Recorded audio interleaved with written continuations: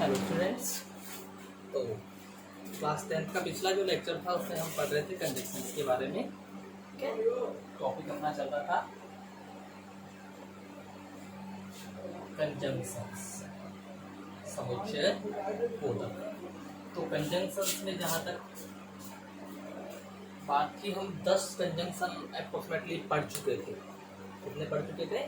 हम 10 कंजंक्शंस पढ़ चुके थे। क्लियर है कि नहीं है? चलिए, तो अब तक अपन ने जो कंजंक्शन पढ़े हैं वो सारे कंजंक्शन हम कौन से पढ़ रहे थे? Coordinate conjunction. कौन से पढ़ रहे थे? कोऑर्डिनेट कंजंक्शन, या जिसको हम पेयर कंजंक्शन बोलते हैं। तो ये पेयर कंजंक्शन क्यों बोल रहे थे इसको अपन? क्योंकि ये जो कंजंक्शन है ये एक दूसरे की हेल्प के बिहाफ पे चल रहे थे। किस पे चल रहे थे? एक दूसरे की हेल्प पे बिहाफ पे, यानी एक दूसरे को कोऑर्डिनेट करके, एक दूसरे को कोरिलेट करके ये चल रहे थे। क्लियर है? यानी कि ये क्या हो रहे थे?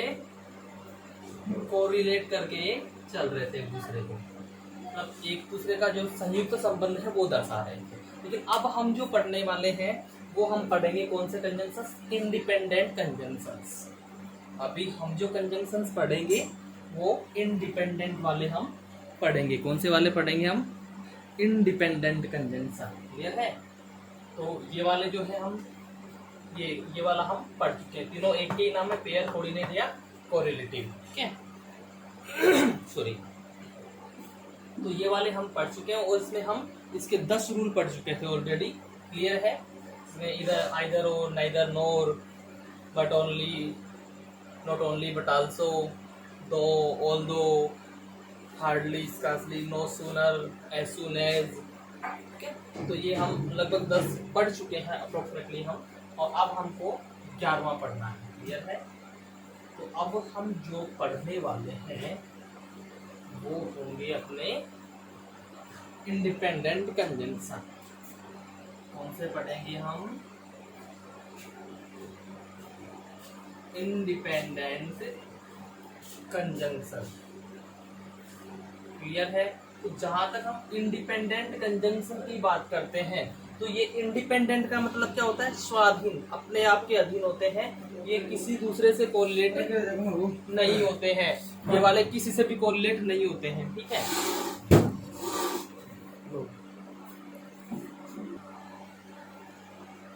इनको इंडिपेंडेंट क्यों बोले जाते हैं? क्यों बोलते हैं? ये कंजंक्शंस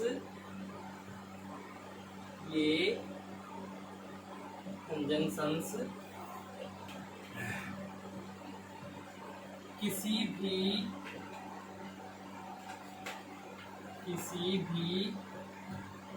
दूसरे कंजंक्शन से कोरिलेट नहीं होते हैं।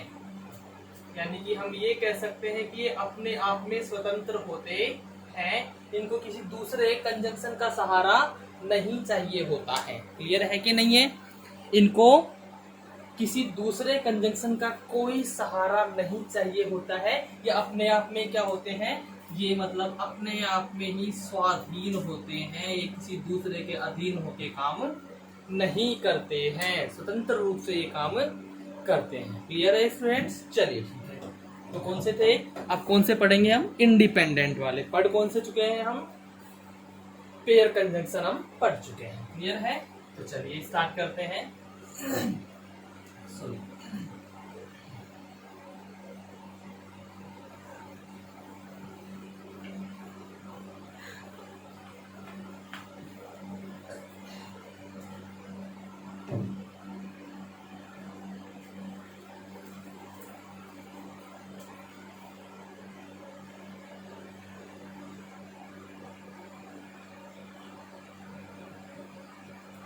10 हो गए थे। अब हम 11वां पढ़ते हैं। ये है अपना 11वां। ठीक है?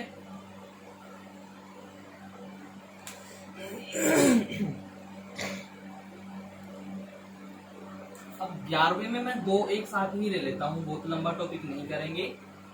एंड और बट, एंड और बट। तो जब ये आ रहे हैं तो ये अपने आप में दोनों क्या होते हैं, कंजंक्शन है। ये दोनों ही कंजंक्शन है।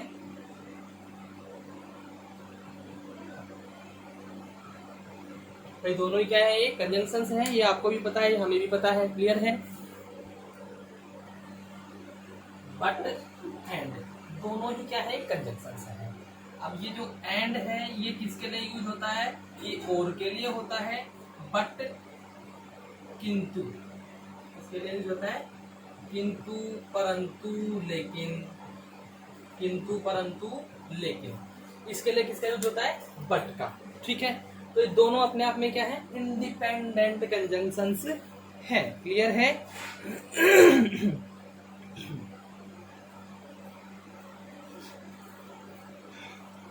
अब यहां मैं बात करूं दोनों की, तो दोनों मतलब एक ही रूप से, एक ही प्रकार से दो नाउन्स के बीच में ही यूज होते हैं। दो नाउन्स, अलग अलग नाउन्स के बारे में बता रहे हैं। अब यहाँ पे ये जो एंड है, ठीक है, इसका यूज पॉजिटिव सेंटेंसेस के लिए होता है। किसके लिए होता है भाई, पॉजिटिव सेंटेंसेस के लिए होता है। क्लियर है। और बट इसका यूज नेगेटिव सेंटेंस के लिए होता है। ये किसके लिए, पॉजिटिव के लिए, और बट किसके लिए, निगेटिव के लिए। यानी कि एक सेंटेंस में पॉजिटिव रहेगा, एक सेंटेंस में उस पॉजिटिव सेंटेंस के निगेटिव रहेगा। तो इस कंडीशन में हम इसका यूज करते हैं अलग अलग तरीके से। जैसे देखिए यहाँ पे, जैसे सपोज कीजिए ये सेंटेंस हो गया एक, क्लियर है, यहाँ पे मैंने एंड लगा दिया, और यहाँ पे भी ये क्या हो गया, एक सेंटेंस हो गया। तो एक सेंटेंस ये हो गया, एक सेंटेंस ये हो गया, बीच में मैंने क्या लगा दिया, एंड लगा दिया। तो एंड कब लगाऊंगा, जब ये और ये दोनों ही सेंटेंस अपने क्या है भाई, दोनों ही सेंटेंस पॉजिटिव है। दोनों ही सेंटेंस क्या है, पॉजिटिव है। तो मैं क्या करूंगा, एंड का यूज कर दूंगा। लेकिन यहां पे भी भैया अपना सेंटेंस है, क्लियर है, यहां मैंने बट लगा दिया, और यहां पे भी क्या है, सेंटेंस है। तो यहां मैंने बट लगा रखा है। अब ये क्या है, ये किसके लिए यूज होगा, नेगेटिव के लिए। भाई ये जैसे मान लीजिए ये पॉजिटिव होगा तो ये नेगेटिव होगा, और अगर ये पॉजिटिव होगा तो ये नेगेटिव होगा। ये कंडीशन यहाँ पे अप्लाई होती है। ठीक है, मतलब पॉजिटिव के लिए और ये निगेटिव के लिए। देखिए हम एग्जांपल से समझते हैं तो काफी क्लियरली आपको ये समझ में आ जाएगा। मतलब जहां पॉजिटिव लग रहा है सेंटेंस, दोनों सेंटेंस पॉजिटिव लग रहे हैं, पूरा सेंटेंस ही पॉजिटिव है, तो वहां हम एंड का यूज कर लेंगे। और जहां पूरा सेंटेंस निगेटिव बन जाता है किसी एक सेंटेंस की वजह से, तो उसमें हम बट का यूज करेंगे। क्लियर है। अब यहां जैसे मैं एग्जांपल लेता हूं,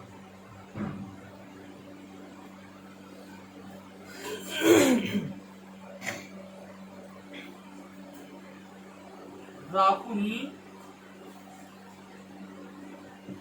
is a nice student. Rahul is a nice student, और यहां मैं लिख देता हूं and he plays well, he plays well. तो अब यहां पे देखिए राहुल एक नाइस स्टूडेंट है, तो भाई अच्छा स्टूडेंट है, तो वो सेंटेंस पॉजिटिव है कि नेगेटिव, पॉजिटिव है भाई। और वो अच्छा खेलता है, तो ये भी क्या है, पॉजिटिव है। तो दोनों के दोनों सेंटेंस क्या है भाई, पॉजिटिव है। यानी ये भी पॉजिटिव है और ये भी पॉजिटिव है। दोनों सेंटेंस क्या हो गए, पॉजिटिव हो गए। जब दोनों सेंटेंस पॉजिटिव है तो हमने यहाँ पे क्या यूज किया, एंड। ये आपका सही है। लेकिन मैं अगर यहाँ पे यूज कर देता बट, मैं क्या यूज कर देता यहाँ पे, बट यूज कर देता तो Rahul is a nice student but he plays well. अब लेकिन भैया बट का यूज किस लिए करते हैं? इसके कॉन्ट्रारी, यहाँ कोई अच्छी बात है तो यहाँ बुरी बात बताई जाएगी, यहाँ कोई अच्छी बात है तो यहाँ बुरी बात बताई जाएगी, उसके लिए बट। वह अच्छा है लेकिन स्कूल नहीं आता, वह अच्छा स्टूडेंट है लेकिन डिसिप्लिन नहीं है, तो वो निगेटिव दर्शा, इस सेंटेंस के निगेटिव में जाएगा तो बट का यूज होगा। लेकिन जब दोनों चीजें अच्छी ही बताई जा रही है, यहाँ भी अच्छा ही बताई जा रही है भाई, यहाँ पे भी उसकी अच्छा ही बताई जा रही है, दोनों जगह ही उसकी क्या बताई जा रही है? अच्छाइयां बताई जा रही हैं, इसलिए इसमें एंड का यूज होगा ना कि बट का। तो यहाँ बट का यूज क्या माना जाएगा?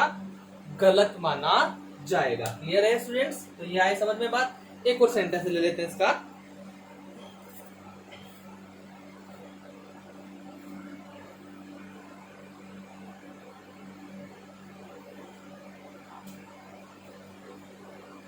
यहां मैं लिखता हूं Radha is intelligent, Radha is intelligent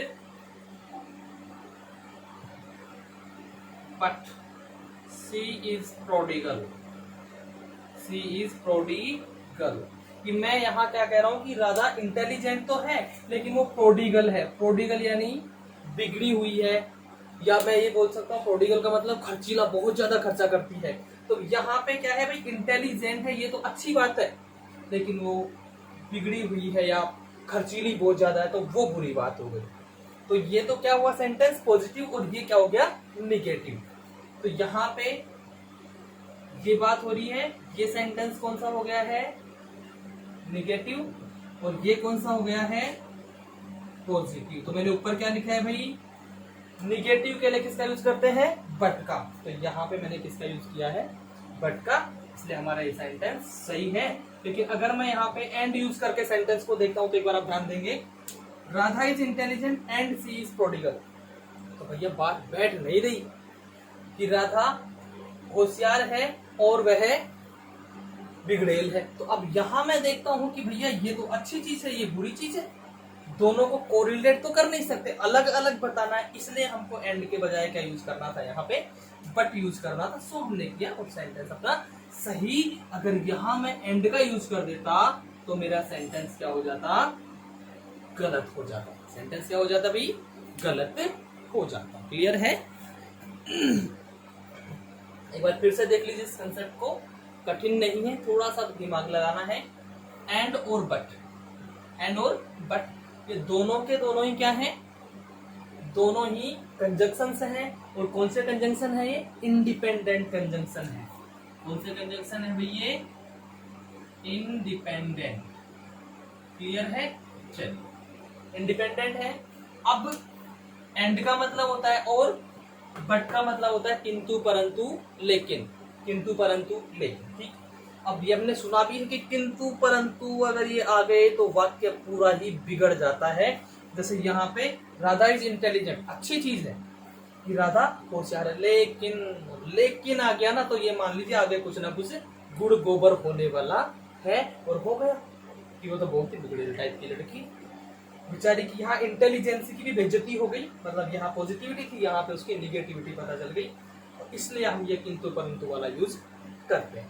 clear है? वो मैंने यहाँ लिखा सेंटेंस, दोनों तरफ सेंटेंस है, बीच में हमने कंजक्ट किया, इनको जोड़ने के लिए कंजक्शन का यूज किया। अब कंजक्शन एंड का यूज करूंगा, मतलब दोनों सेंटेंस हमारे क्या होंगे? पॉजिटिव होंगे। कैसे होंगे? पॉजिटिव।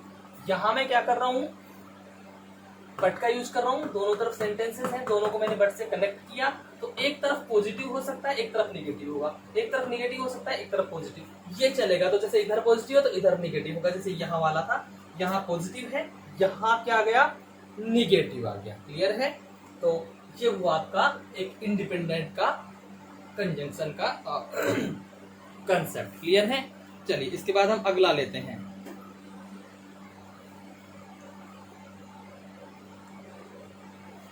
इसको रब करते हैं, अगला लेते हैं हम।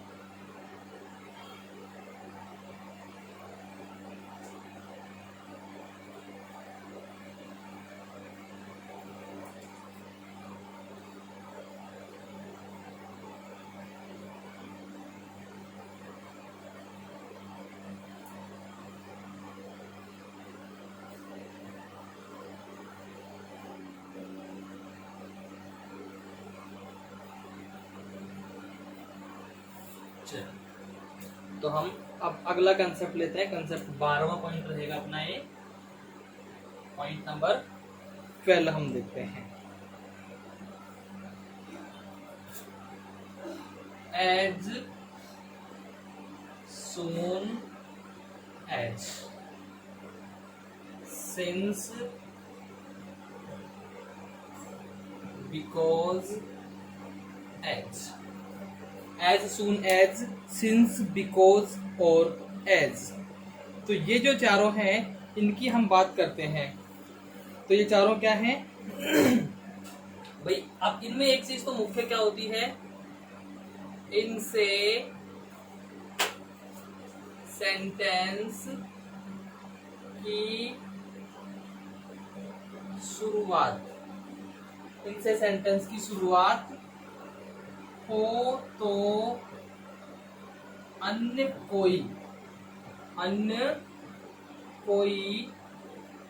कंजंक्शंस का यूज नहीं करना है,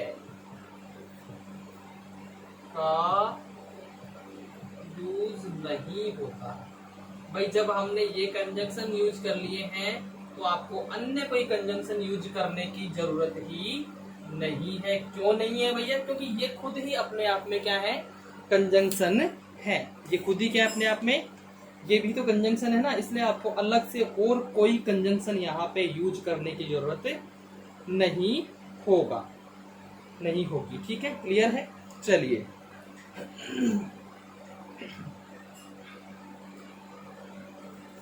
अब हम देखते हैं यहाँ पे as soon as, since, because, as।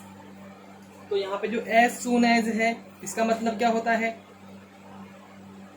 as soon as का मतलब क्या होता है हम ये भी देखेंगे भैया। यहाँ पे as है, as का मतलब क्या होता है ये भी देखेंगे। ठीक है, as soon as, तो as soon as का मतलब क्या होता है? जो ही, जैसे ही, जो ही या जैसे ही। क्लियर है? बिकॉज के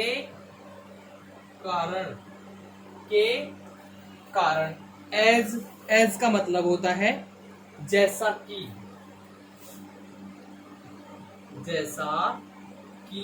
और जो सिंस की जहां बात हो रही है तो ये किसके लिए यूज किया जाता है भाई?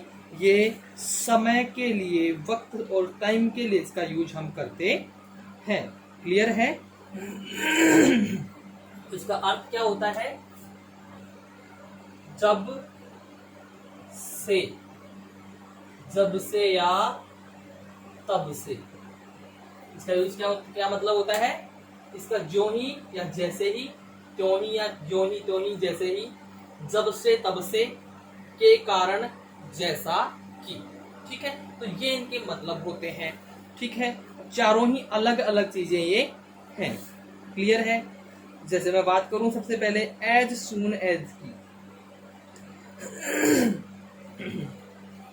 अब इसका जो अर्थ होता है at the moment that, no later than के अर्थ में इसका उपयोग होता है। और एक ये बात बोल सकता हूं मैं, इसका प्रयोग वाइल के अर्थ में भी होता है। इसका प्रयोग वाइल के अर्थ में भी होता है। क्लियर है स्टूडेंट्स? चलिए ठीक है, एग्जांपल्स हम लेते हैं।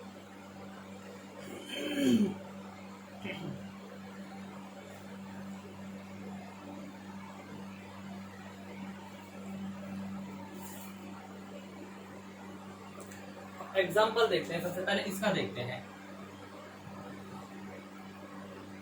As soon as, as soon as, as soon as I had expected,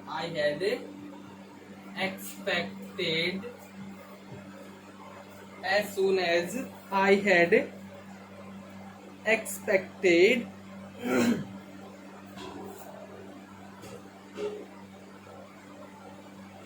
my wife solved the problem. Clear है? अब यहाँ पे क्या आ गया भैया? As soon as. अब देखिए इसका अर्थ निकल रहा है, दोनों के लिए निकल रहा है।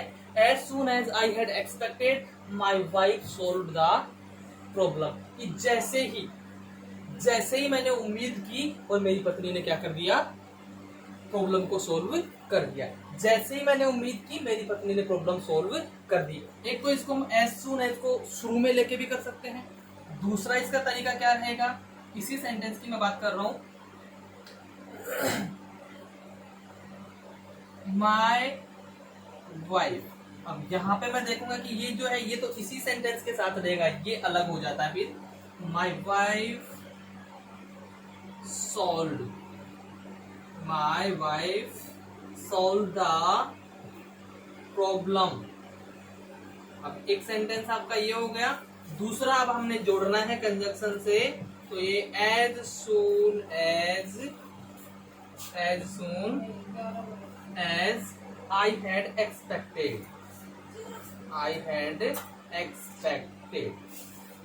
तो ये इस प्रकार से आ सकता है। अब यहाँ पे भी क्या है, यहाँ पे तो हमको क्लियर पता चल रहा है कि इस सेंटेंस को जोड़ने का काम कर रहा है। माई वाइफ सोल्व द प्रॉब्लम, मेरी पत्नी ने प्रॉब्लम सोल्व कर दी जैसे ही मैंने उम्मीद की। यानी कि उसने कब सोल्व किया, जैसे ही मैंने उससे उम्मीद की और उम्मीद करते उसने उसको सोल्व कर दिया। तो ये तो यहाँ पे अर्थ हो गया एज सून एज का। क्लियर है?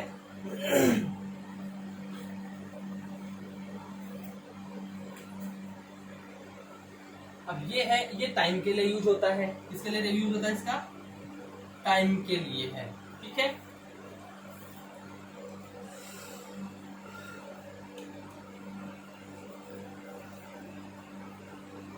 I have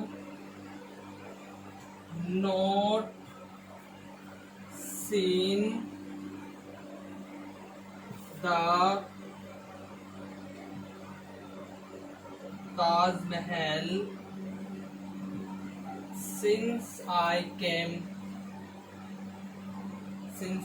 कहाँ है भैया ताज महल? आगरा में है ना। तो यहाँ पे हम since I came to Agra, कम लिए केम है, सेकंड फॉर्म है came to Agra. I have not seen the Taj Mahal, मैंने ताजमहल नहीं देखा जब से मैं आगरा आया। अब यहाँ पे मैं जब से मैं आगरा आया मैंने ताजमहल नहीं देखा, तो मैं इसको since I came to Agra I have not seen the Taj Mahal, इसको ऐसे भी लिख सकता हूं मैं,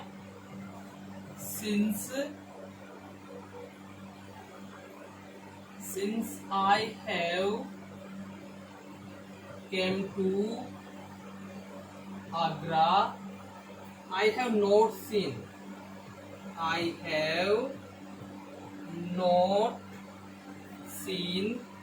ताज महल। तो ये दोनों ही प्रकार से हम इसको लिख सकते हैं। क्लियर है? तो यहाँ हम देख रहे हैं जब से मैं आगरा आया मैंने ताजमहल नहीं देखा है। मैंने ताजमहल नहीं देखा है। कब से नहीं देखा है? जब से मैं आगरा आया। क्लियर है? तो सॉरी, अब जैसे बिकॉज का देखें हम,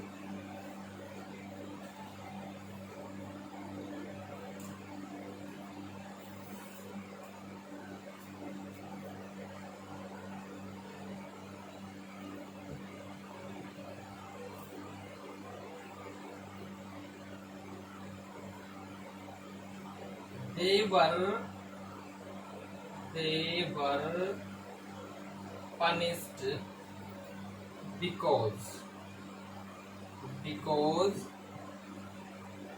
they came late। ठीक है, अब यहाँ पे उनको पनिशमेंट दिया गया, उनको पनिश किया गया, उनको दंडित किया गया लेट आने के कारण। उनको पनिश किया गया क्योंकि वे लेट आए थे। यहाँ बिकॉज का मतलब के कारण या क्योंकि। उनको दंडित किया गया क्योंकि वो लेट आए थे। ये हो गया बिकॉज का। ठीक है, ये आपका सिंस वाला हो गया है, ये अपना एज सून एज वाला हो गया। अगला है एज।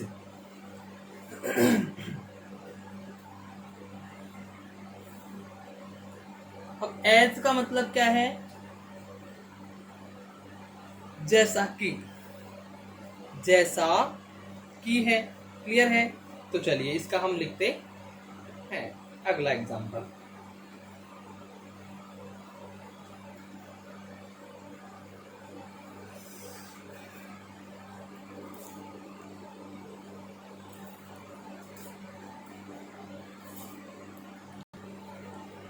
हो गया। अब मैं बात करता हूं एज की। तो एज का क्या होता है? कंजंक्शन के रूप में इसका यूज सब्जेक्ट प्लस वर्ब के पहले कहाँ होता है? इसका यूज सब्जेक्ट प्लस वर्ब के पहले। यानी कि मैं एज का बताना चाहता हूं आपको, तो सबसे पहले मैं जैसे लिखूंगा तो क्या लिखूंगा?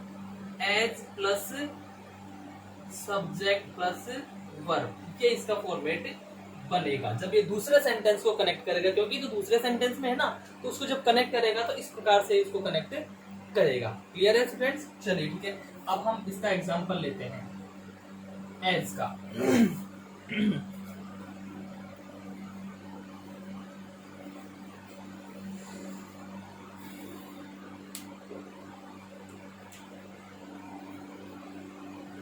He asked me to do as he done.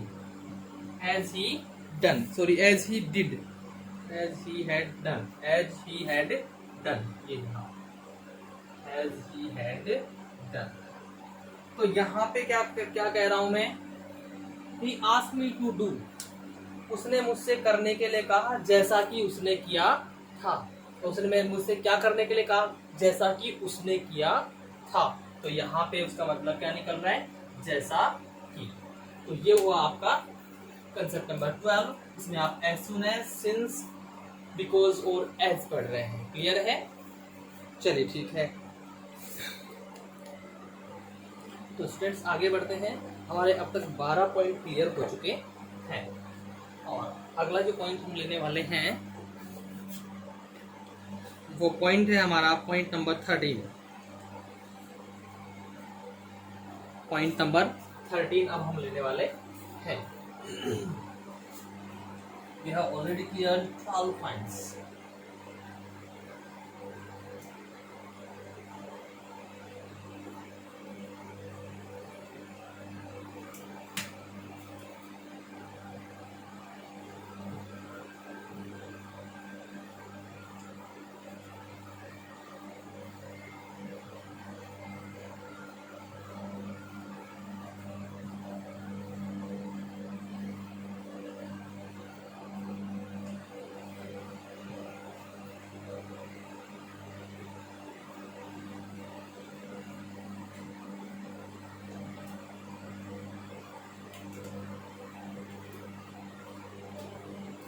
तो पॉइंट नंबर 13 की तरफ अब हम बढ़ते हैं। तो पॉइंट नंबर 13 क्या है?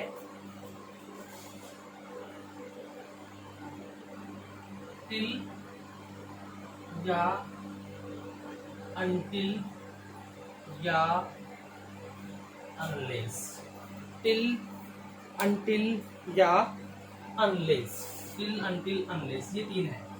अब इन तीनों में डिफरेंस क्या है भैया? ये दोनों हैं, ये दोनों तो किसको दर्शाते हैं? टाइम क्लॉज को। ये क्या है? Both are time clause. Time clause यानी कि समय को दर्शाते हैं। ये समय को दर्शाते हैं। ये है, तो ये क्या है? कंडीशनल क्लोज, यानी कि शर्त होती है इसमें, शर्त वाले वाक्य। ठीक है, शर्त वाले वाक्य। इसका मतलब क्या होता है? If not, if not, if not के अर्थ में। ठीक है, तो ये चीजें इसमें होती हैं कि भाई हम जो अनटिल, टिल और अनलेस की बात करें तो जहां टिल आ गया, टिल का मतलब हो जाता है समय। टिल का मतलब क्या हो जाता है? समय। जहां टिल आ गया वहां समय, तो टिल अनटिल यहाँ भी टिल आ रहा है, यानी तो ये तो समय के लिए होगा और ये अनलेस ये शर्त। इन दोनों में सिर्फ यही फर्क है, ये शर्त सूचक होता है और ये समय सूचक होता है, बस यही फर्क है। ठीक, चलिए तो अब मैं के लिए अनटिल की बात करूं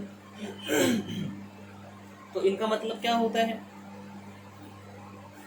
उस समय तक, जब तक, तब तक। ठीक है, जब तक यानी कि इनकी मैं बात करूं, जब तक, तब तक। ठीक है, तो ये इनका अर्थ होता है। रही बात अनलेस की, तो अनलेस जो है इसका मतलब होता है अगर नहीं, यदि नहीं, अगर नहीं, यदि नहीं। तो यहाँ पे जब तक, तब तक, अगर नहीं, यदि नहीं, या अब यहाँ की मैं बात करूं तो उसका उस समय तक भी होता है, उस समय तक। इसका मतलब क्या होता है, टिल अनटिल का, टिल का उस समय तक होता है, अनटिल का जब तक, तब तक, और अनलेस का अगर नहीं, यदि नहीं। यदि नहीं, अगर, यदि, तो ये किस में आते हैं, शर्त में होते हैं। तो यहाँ कंडीशन पता चल रही है भाई, कंडीशनल क्लोज हो गया, क्लियर है इसमें। चलिए ठीक है, अब इसमें एक नोट पॉइंट होता है। नोट पॉइंट क्या होता है कि ये दोनों ही वर्ड हैं, क्या है, निगेटिव हैं। यहां पे ले लेते हैं नो। पहली चीज बोथ, यानी कि दोनों। यहाँ पे मैंने दोनों क्यों लिखा, आप कहेंगे सर तीनों, तो यहाँ पे दोनों तो इनका मतलब लगभग सेम सा ही है, ये अलग है इसलिए। दोनों का अर्थ निगेटिव होता है, दोनों का अर्थ निगेटिव यानी कि नकारात्मक होता है। सो नोट का यूज नहीं होगा। दूसरी चीज, एक चीज तो ये हो गई कि भाई नोट का यूज इसमें बिल्कुल भी नहीं होगा, क्योंकि ये दोनों ही क्या हैं, ये दोनों ही निगेटिव हैं। फिर किसी भी मॉडल वर्ब, खासकर विल या वुड का यूज नहीं होगा। पहले पॉइंट पे क्या हो गया कि दोनों का ही, इन तीनों का ही अर्थ क्या होता है, निगेटिव होता है, इसलिए नोट का यूज हम इसमें नहीं कर सकते। ठीक है, उसके बाद में मॉडल वर्ब का यूज नहीं करना है, और खास तौर पे विल वुड का तो बिल्कुल भी नहीं करना है। ठीक है, अब तीसरी चीज में क्या होती है, जनरली ये जो सेंटेंस होते हैं, जनरली ये सेंटेंसेस, ये सेंटेंसेस प्रेजेंट सिंपल में बनाए जाते हैं। सामान्यतः ये जो वाक्य होते हैं कौन से टेंस में बनाए जाते हैं, प्रेजेंट सिंपल टेंस में बनाए जाते हैं। तो ये तीन मुख्य चीजें आपको इसकी ध्यान रखनी है। पहली चीज तो क्या कि दोनों निगेटिव होते हैं, इसलिए मैं यहाँ पे तीनों ही कर देता हूँ। ठीक है, तीनों का अर्थ निगेटिव होता है, इसलिए नोट का यूज नहीं होगा। किसी भी मॉडल वर्ब खासतौर पे विल और वुड का बिल्कुल यूज नहीं होगा, और सामान्यतः ये जो सेंटेंस होते हैं प्रेजेंट सिंपल टेंस में बनाए जाते हैं। ये मुख्य चीजें हमको ध्यान रखनी होगी। क्लियर है ये चीजें। अब मैं एग्जांपल लेके चलता हूँ।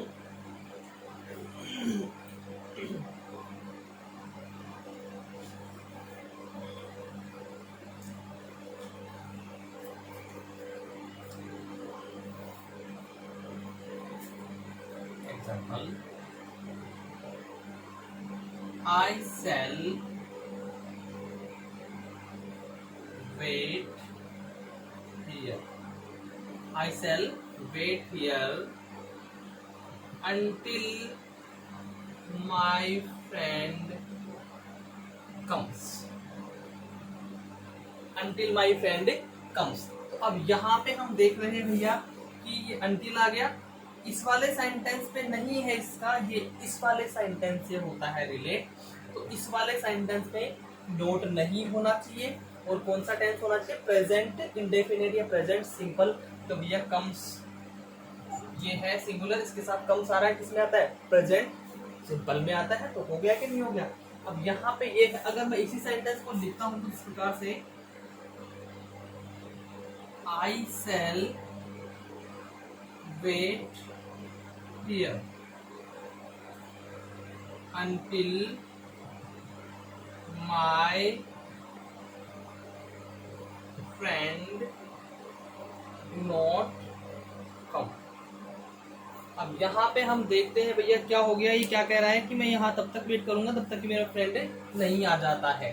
तो यहाँ हम देखते हैं पहली बात तो नोट लग गया, तो नोट नहीं लगेगा, जब नोट नहीं लगेगा तो ये डू भी नहीं लगेगा, तो ये सिंगुलर है, तो यहाँ पे फिर एस हो जाएगा। इस प्रकार से ये तो सेंटेंस सही है, लेकिन ये क्या हो गया? गलत हो गया, क्योंकि until I shall wait here until, मैं यहाँ उस समय तक वेट करूंगा जब तक मेरा दोस्त नहीं आ जाता। मैं यहाँ वेट करूंगा जब तक मेरा दोस्त नहीं आता है, ठीक है? मैं यहाँ वेट करूंगा जब तक मेरा दोस्त नहीं आता है। तो यहाँ पे ऑलरेडी इसका मतलब नहीं हो रहा है, इसलिए नहीं लगाने की आपको जरूरत है नहीं, ठीक है? इसके बाद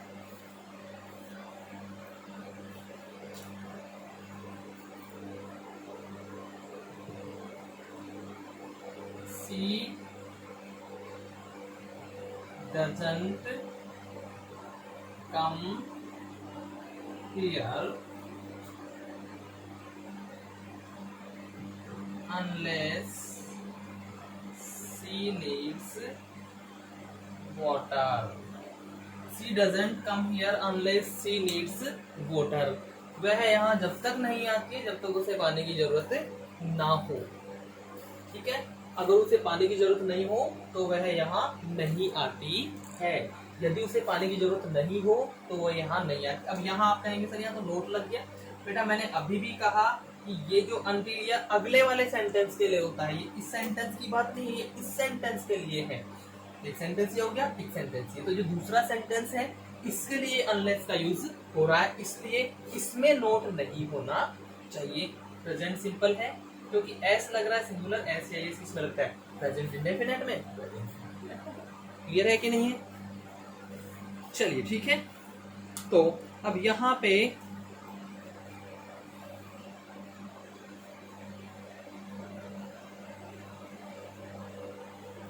ये तो हो गया आपका 13वां। क्लियर? चलिए इसके बाद हम अगला पॉइंट इसका लेते हैं। 13 रूल अभी तक हमने क्लियर किए हैं, सभी अच्छे तरीके से आपको समझ में आ गए होंगे।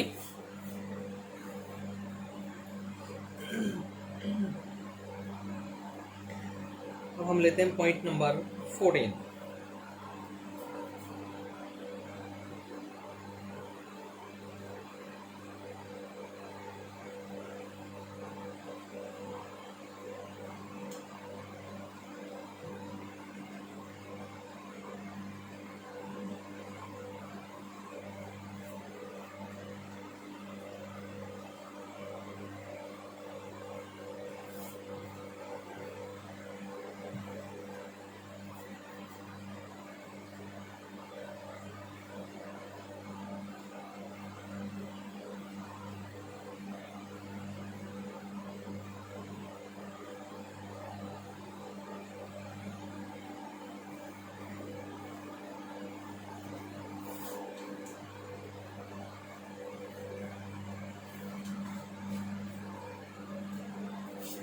रूल नंबर हम 14 देखते हैं, ठीक है?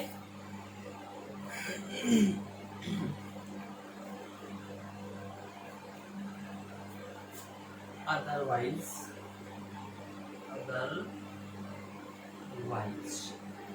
या तो अदरवाइज होगा या फिर एल्स होगा या फिर और एल्स होगा, अदरवाइज एल्स और एल्स। ये जो तीन होते हैं ना भैया, इनका अर्थ क्या होता है?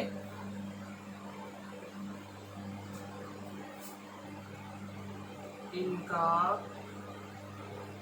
प्रयोग, इनका प्रयोग अन्यथा, या तो अन्यथा या फिर नहीं तो, नहीं तो, या तो अन्यथा या नहीं तो के अर्थ में होता है, के अर्थ में होता है।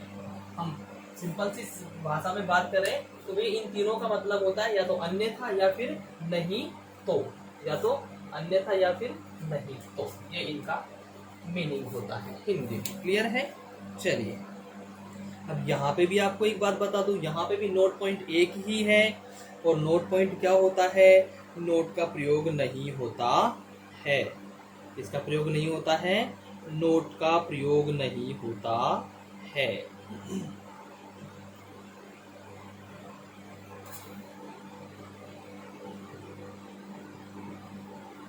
इनके साथ यूज्ड क्लोज में,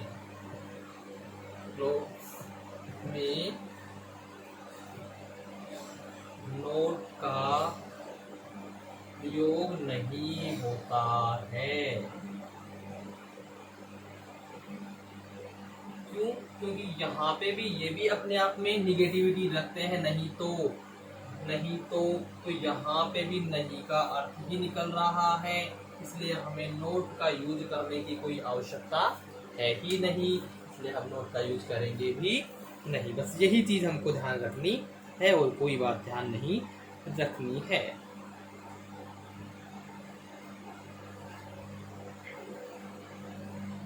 यहाँ देखते हैं, हम एग्जाम्पल देते हैं। Don't walk on the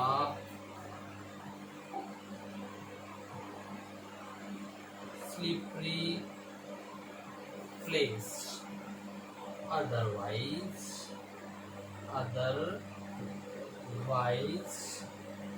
else या or else you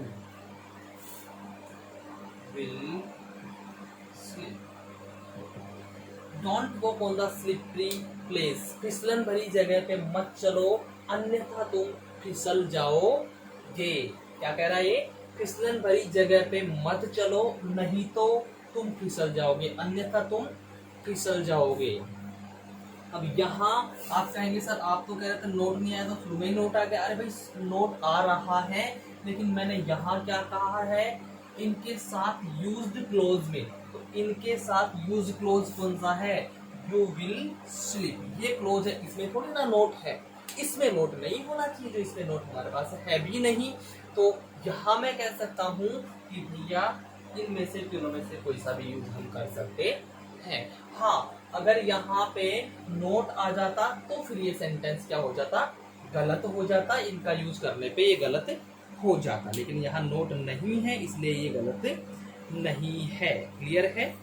यानी कि मैं ये कहूँ कि इसी सेंटेंस को मैं अगर ऐसे लिख देता हूँ, डोंट वॉक ऑन द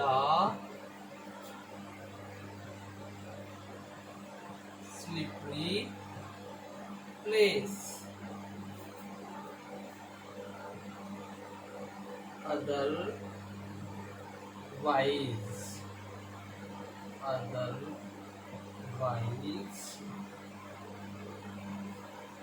या फिर else या फिर और else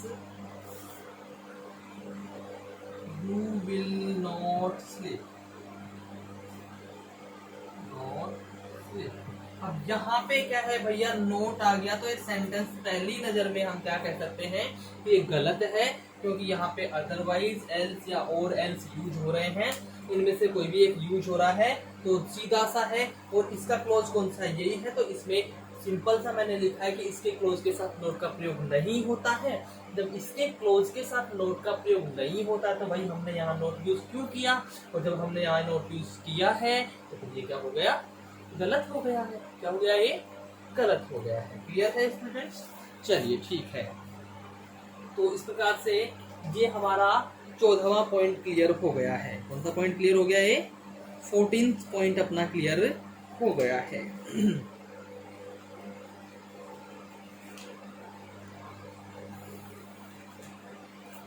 अब हम अगले पॉइंट की तरफ बढ़ते हैं, पॉइंट नंबर 15।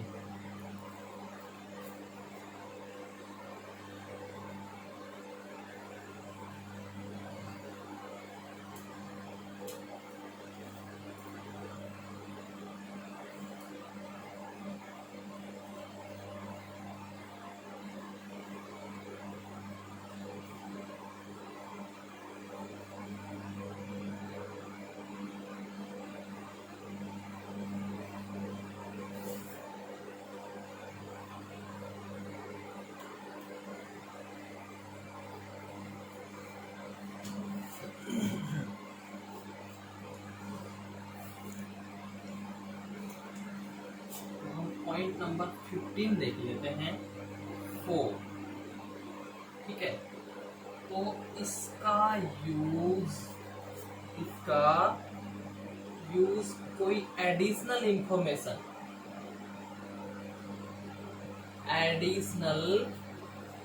इंफॉर्मेशन देने के लिए किया जाता है। अतिरिक्त जानकारी, अतिरिक्त सूचना या जानकारी, ठीक है, देने के लिए किया जाता है। ये बात कर रहा हूं मैं 4 की, तो जो 4 है इसका यूज किस लिए किया जाता है, कोई भी सेंटेंस है, सेंटेंस के बारे में अतिरिक्त, क्लोज के बारे में अतिरिक्त इंफॉर्मेशन देने के लिए 4 का यूज किया जाता है। ठीक है, बस इसमें इसके अलावा और कोई अतिरिक्त चीज नहीं होती है। ठीक है, और एक चीज जो 4 है, अब इसमें नोट पॉइंट की मैं जहां तक बात करूं, नोट पॉइंट की, तो ये 4 है, 4 का यूज सेंटेंस के स्टार्टिंग में नहीं होता है, स्टार्टिंग में नहीं होता है। जहां तक मैं बात करूं सेंटेंस की शुरुआत की, तो सेंटेंस की शुरुआत में 4 का यूज नहीं किया जाता है। क्लियर है? तो यानी कि ये मिड में ही यूज होगा, शुरुआत में इसका यूज नहीं होगा। और किस लिए होता है, सेंटेंस के बारे में एडिशनल इंफॉर्मेशन हमें जब देनी होती है, अतिरिक्त और कोई सूचना देनी होती है, तो उसके लिए हम इसका यूज करते हैं। क्लियर है? चलिए ठीक है।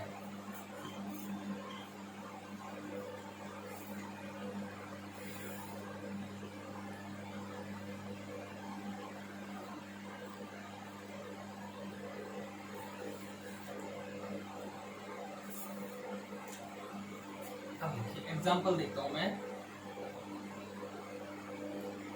The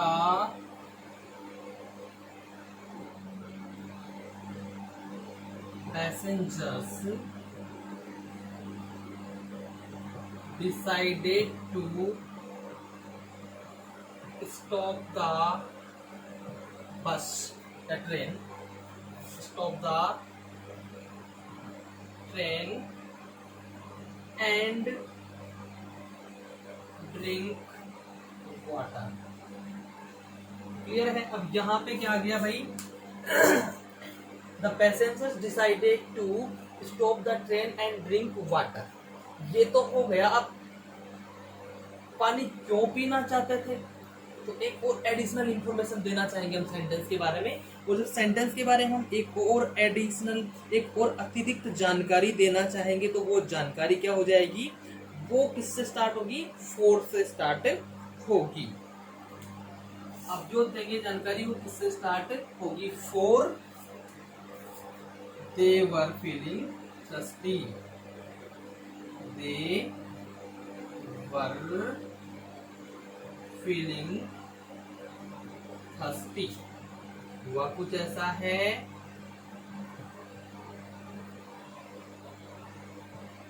यहाँ पे आपका जो सेंटेंस है वो क्या बोल रहा है, सेंटेंस आपका ये बोल रहा है कि जो पैसेंजर्स थे, यात्रियों ने ट्रेन को रोकने का निर्णय लिया, यात्रियों ने ट्रेन को रोकने और पानी पीने का निर्णय लिया, for they were feeling thirsty, क्यों, क्योंकि वो क्या थे भाई, थके हुए थे, यात्री थके हुए थे, सॉरी यात्री प्यास महसूस कर रहे थे, इसलिए उन्होंने क्या किया, ट्रेन को रोकने और पानी पीने का निर्णय किया। तो यहाँ पे एक बात तो, अब यहाँ हम देखते हैं भैया दो कंजंक्शंस हैं, तो ध्यान रखेंगे दो कंजंक्शन कब आएंगे, तो तीन सेंटेंसेस होंगे। तो एक सेंटेंस ये हो गया, दूसरा ये हो गया, तीसरा ये हो गया, क्योंकि जरूरी नहीं कि सेंटेंसेस को जोड़े, ये क्लोजेस को भी जोड़ता है, फ्रेजेस, तो ये तो एक प्रकार से क्या हो गया, सेंटेंस का टाइप हो गया, क्योंकि इसमें वर्ब आ रही है, फ्रेजेस में वर्ब नहीं होती है। तो यहाँ 1, 2 और 3 सेंटेंस हो गए, तो यहाँ पे टू कंजंक्शंस का यूज हो गया है। तो एक बात तो ये हो गई कि भैया उन्होंने पानी पीने के लिए ट्रेन को रोकने का निर्णय लिया। दूसरी एडिशनल चीज क्या बोल रहे हैं, क्योंकि वो क्या कर रहे थे, प्यास महसूस कर रहे थे, उन्हें प्यास लगी हुई थी, इसलिए वो उसको रोकने का निर्णय करते। क्लियर है। अब यहां मैं देखूं, द डेज आर लॉन्ग, दिन लंबे हैं, दिन क्या है, द डेज आर लॉन्ग, दिन लंबे हैं, क्यों, क्योंकि जून का महीना है भाई, क्या है ये, जून का महीना है, और इट इज जून। अब हमको पता है कि भाई जून के महीने में दिन लंबे होते हैं, दिन क्या होते हैं, लंबे होते हैं, इसलिए ये कह रहे हैं कि भाई जून का महीना है, इसलिए दिन क्या है, लंबे हैं। और उसके बाद इसमें एक चीज और होती है कि जब 4 है हमेशा किसके साथ स्टार्ट होगा, कोमा के साथ। कोमा के साथ स्टार्ट क्यों होता है, क्योंकि ये एक जानकारी हो जाती है और ये दूसरी जानकारी होती है, इसलिए कोमा के साथ इसको यूज करना होता है। क्लियर है। तो ये हो गए हमारे पॉइंट नंबर 15। 15 पॉइंट हम अब तक क्लियर कर चुके हैं। अब हम लेते हैं पॉइंट नंबर 16। पॉइंट नंबर 16 हम अब पढ़ेंगे।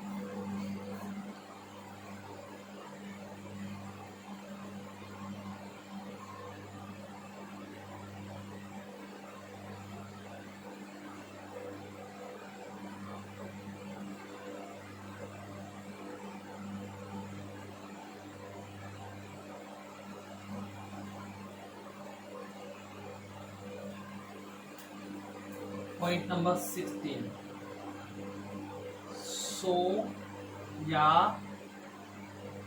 देयर फोर, सो या देयर फोर, तो इनका अर्थ परिणाम स्वरूप या इसलिए, क्या होता है, इनका जो अर्थ होता है या तो परिणाम स्वरूप होता है या इसलिए होता है, या फिर जिस कारण से भी हो सकता है, जिस कारण से, ठीक है, होता है।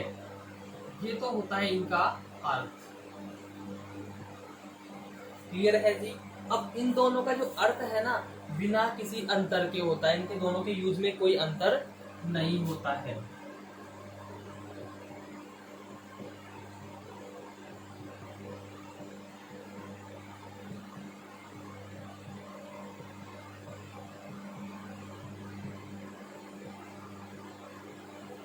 बिना अंतर के होता है, इनके यूज में किसी प्रकार का कोई डिफरेंस नहीं होता है।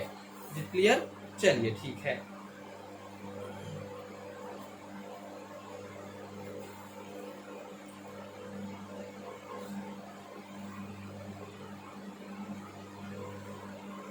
लेकिन एक चीज और नोट, यदि therefore का यूज, जो therefore है उसका यूज हम जब कर रहे हैं और वो किसके लिए हो रहा है, मतलब रिजल्टिंग क्लोज होता है, ठीक है, उसके स्टार्टिंग में न होकर बाद में हो, ठीक है, यूज रिजल्टिंग क्लोज के पहले ना होकर बाद में हो, ठीक है, पहले ना होकर बाद में हो तो इसको कोमा से सेपरेट किया जाता है, कोमा लगा के इसे अलग किया जाता है। कब किया जाता है? जब ये देयरफॉर का यूज हो रिजल्टिंग क्लोज के पहले ना हो बल्कि उसके बाद में हो, तो इसको अलग किया जाता है। क्लियर है?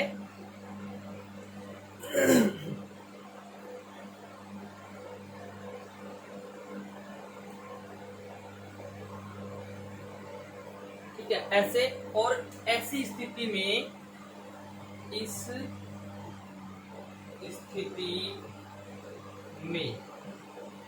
स्थिति में देयरफॉर एक एडवर्ब होता है। देयरफॉर क्या होता है? एक एडवर्ब होता है।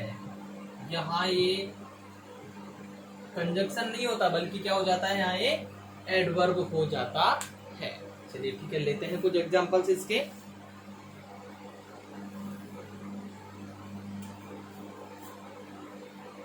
Example, Meena was guilty. Meena was guilty, so या therefore she was punished. She was punished. कि भाई मीना क्या थी? दोषी थी, इसलिए उसको दंडित किया गया। मीना क्या थी? दोषी थी, इसलिए उसे दंडित किया गया। अब यहाँ हम सो का यूज भी कर सकते हैं, देयरफॉर का यूज भी कर सकते हैं। दोनों में कोई डिफरेंस हमारे लिए नहीं होगा, दोनों ही सेम होते हैं। ठीक है कि नहीं है? चलिए ठीक है।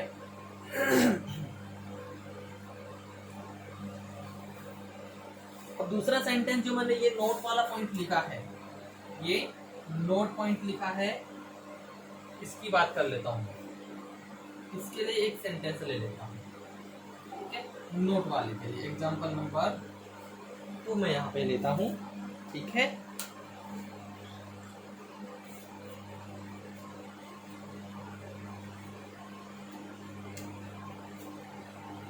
He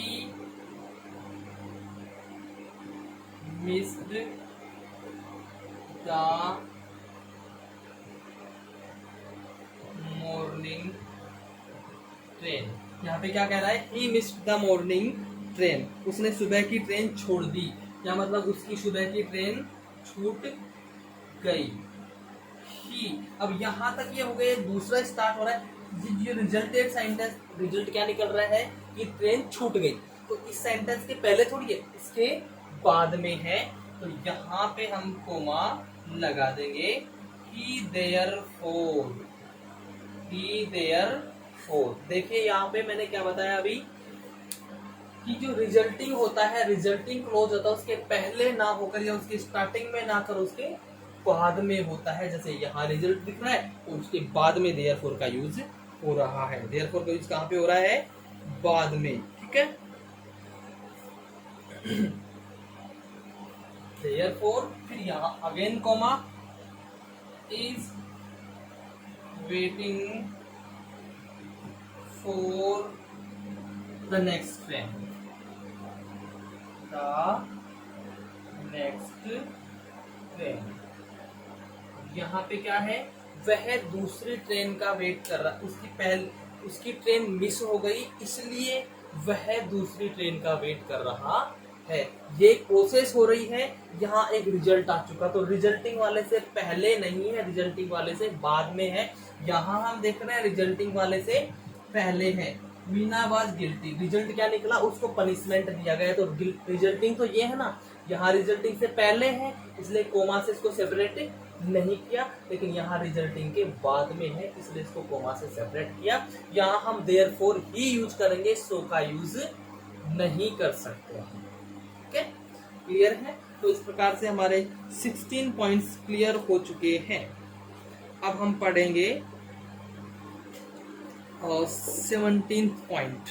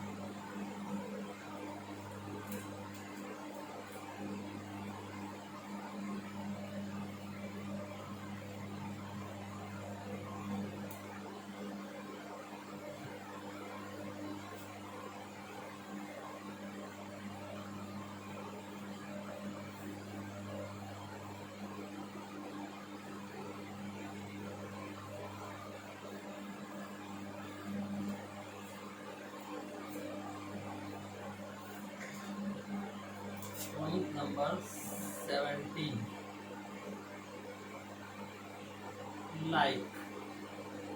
लाइक की बात कर रहा हूं। तो लाइक का अर्थ क्या होता है? के समान या के जैसा। इसका अर्थ के समान या के जैसा, ठीक है, होता है। ये तो हो गया इसका अर्थ। अब ये है ना, लाइक एक कंजंक्शन के तौर पे नहीं बल्कि एक प्रीपोजिशन के रूप में नाउन, प्रोनाउन या जेंडर के पहले यूज होता है। ठीक है,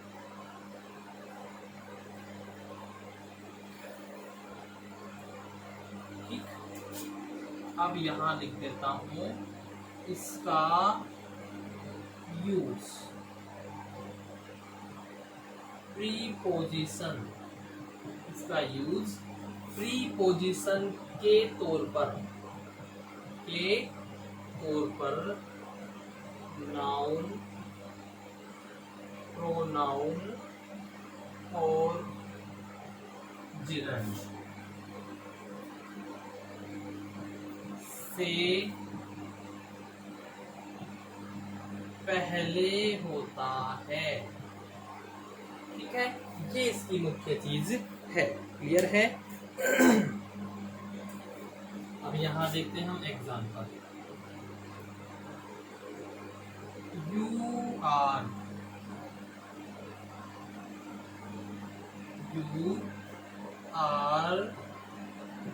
लाइक योर ग्रैंडफादर, तुम अपने दादाजी के जैसे हो या तुम अपने दादाजी के समान हो। तो यहाँ पे लाइक आया, लाइक तो आ गया, लेकिन यहाँ पे योवर है। योवर क्या है? एक प्रोनाउन है। योवर क्या है? प्रोनाउन है। तो यहाँ लिखा हुआ है इसका यूज प्रीपोजिशन के तौर पर नाउन, प्रोनाउन और जेरेंड से पहले। तो यहाँ किससे पहले हो रहा है इसका यूज? प्रोनाउन से पहले। और यहाँ पे ये क्या है? प्रीपोजिशन है। क्या है ये यहाँ पे एक प्रीपोजिशन है। क्लियर है?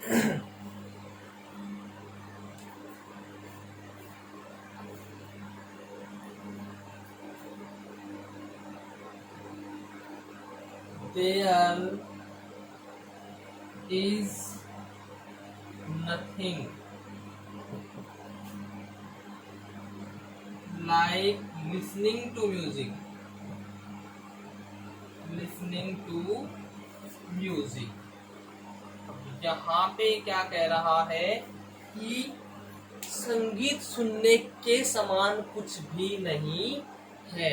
संगीत सुनने के समान कुछ भी नहीं है। यहाँ पे ये कह रहा है कि अगर सबसे बढ़िया कोई चीज है तो वो क्या है? संगीत सुनना। तो यहाँ पे जो ये लिसनिंग है ये क्या है? एक जिरंड है। क्या है ये? जिरंड है। और ये यहाँ पे क्या है? प्रीपोजिशन है। क्या है ये? प्रीपोजिशन।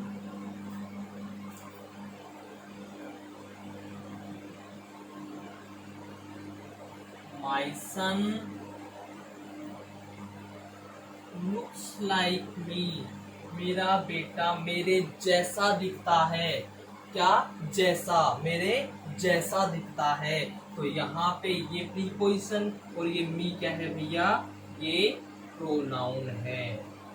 ये प्रोनाउन हो गया और ये प्रीपोजिशन हो गया। क्लियर है? तो ये चीज आपको इसमें ध्यान रखनी है कि भाई इसका अर्थ तो के समान या के जैसा होता है, लेकिन ये यूज प्रीपोजिशन के तौर पर होता है, ना कि कंजंक्शन के तौर पर। और कहाँ होता है? नाउन, प्रोनाउन या जेरेंड से पहले इसका यूज होता है। क्लियर है स्टूडेंट्स? तो इसके साथ हमारा समाप्त होता है आज का ये कंजंक्शन टॉपिक। तो कंजंक्शन टॉपिक हमारा समाप्त हो चुका है। आशा करता हूँ इसमें आपको सभी को बड़े ही अच्छे तरीके से समझ में आया होगा। फिर भी अगर कोई समस्या रहती है तो आप कमेंट बॉक्स में अपनी समस्या डालेंगे, वहां से आपको उसका समाधान प्रदान किया जाएगा। Thank you very much.